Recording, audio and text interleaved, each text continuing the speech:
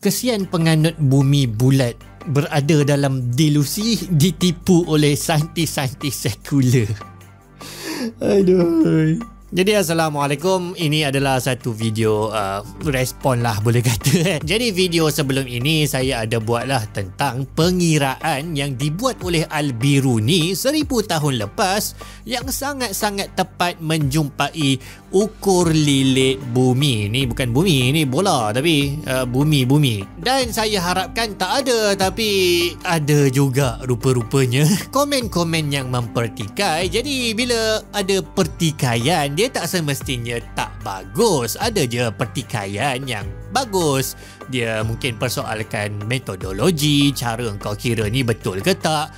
Tapi yang dipersoalkan adalah kesimpulan usulnya bahawa bumi ini adalah sfera. Dan sebenarnya saya taklah sangat nak buat respon ni, tapi disebabkan kita rasa trigger jugalah kan. Sebab dalam video itu dibentangkan usaha-usaha dahsyat saintis-saintis Islam, saintis Muslim untuk mencari ukur lilit bumi. Jadi apa yang diorang buat adalah diorang kena pergi ke padang pasir, diorang kena buat pengiraan jarak daripada utara ke selatan longitude bumi untuk mencakup jarak 1 darjah sudut bumi. Susah tu satu hal, tapi kalau kita tanyalah, apa faedahnya diorang tahu ukur lilit bumi ni kan? Kenapa diorang nak susah-susah nak tahu bumi ni berapa dia punya ukur lilit? Bukannya diorang boleh mengelilingi bumi pun akan sampai 1000 tahun lagi pun. Dan kenapalah Khalifah nak habiskan duit je dah nak buat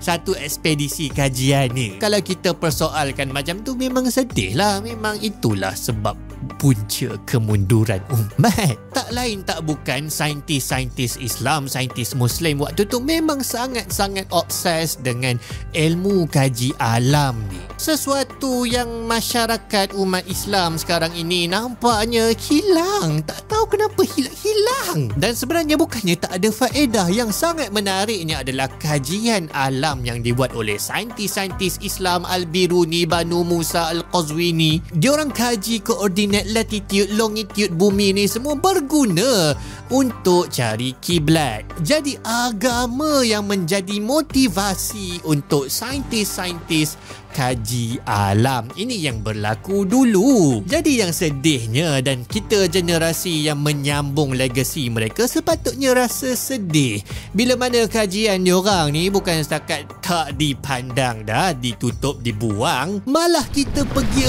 runtuh-runtuhkan, robek-robekkan dapatan diorang dulu dan kita mencanggah, kita lawan diorang semua. Sedih weh. Jadi ada satu fenomena yang sangat menarik untuk kita bincangkan antara idea bumi ini bulat dan idea bumi ini rata, flat earth, iaitu satu fenomena yang semua orang tahu bahawa bila kita berada di dua tempat, yang satu dekat utara, satu dekat selatan, kita dapati bayang-bayang yang dihasilkan oleh cahaya matahari dia berbeza sudut dia. Ini orang Yunani 2000 tahun lepas dah tahu, malah Mesir kuno, orang sebelum-sebelumnya pun dah jumpa dah fenomena ini.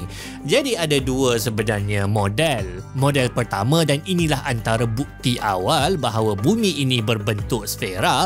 Penjelasannya macam mana boleh bayang tersebut berbeza sudut, sebab bumi ini bentuk sfera lah. Maksudnya dia ada satu tempat yang dia sengit sikit daripada cahaya matahari yang datang pada sudut tegak, sebab matahari itu dia berada sangat-sangat jauh dan dia sangat-sangat besar. Tapi dalam model flat earth, macam mana diorang nak cuba jelaskan fenomena ni? Dan ini menarik. Diorang kata dia macam kau letak mentol lampu dekat dengan objek atas lantai. Jadi disebabkan mentol lampu itu dekat dengan objek, maka bayang yang dihasilkan berlainan sudut-sudut diorang. Jadi menurut model ini yang rasanya korang pernah nampak, matahari sebenarnya sangat-sangat kecil, dan bukan saja sangat-sangat kecil, dia dekat dengan bumi sebenarnya. Jadi itulah sebab kenapa bayang-bayang boleh ada angle pada dua tempat yang berbeza, dan macam tu jugalah kot jadinya siang dan malam menurut model ni kot. Kalau matahari dekat, maksudnya Elon Musk boleh hantar roket dia pergi melawat. Boleh buat pelancongan melawat matahari.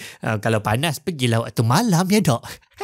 Tapi saintis-saintis Islam malah orang-orang yang berfikir daripada zaman dulu lagi confirm lah akan tolak teori ni. Satu, sebab diorang tahu bahawa matahari itu jauh. Diorang tengok bulan, diorang tengok planet Marikh, planet Mushtari pun diorang tahu dah jauh. Dan sebab yang paling simple kenapa diorang tolak model bahawa matahari ni macam mentol lampu yang duk pusing-pusing, itu pun aku tak faham.